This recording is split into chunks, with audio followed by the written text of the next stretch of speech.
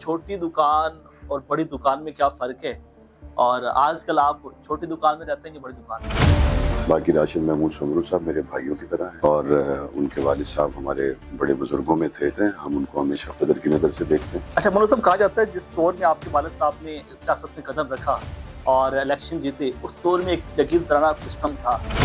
न सिर्फ ये कि वो एक आलिम दीन थे, एक दीनी और बिलखुसूस नामूस साहब अहले बैत की असम्बली में अपना किरदार अदा कर रहे थे। मौलाना आजम तारिक शहीद रहमतुल्लाह अलैह जंग के मिडिल क्लास और गरीब तबके से ताल्लुक़ रखने वाले लोगों की नुमाइंदगी कर रहे थे। ये कि लोग कहते हैं कि आपके वालिद साहब 4 बार इलेक्शन लड़े और किराए के घर में रहे, आज भी किराए का घर रहे या अपना घर बना लिया है? साहब अहले बैत से मोहब्बत करता है, पाकिस्तान की नज़रियाती जोग्राफी सरहदात के साथ मुखलिस है।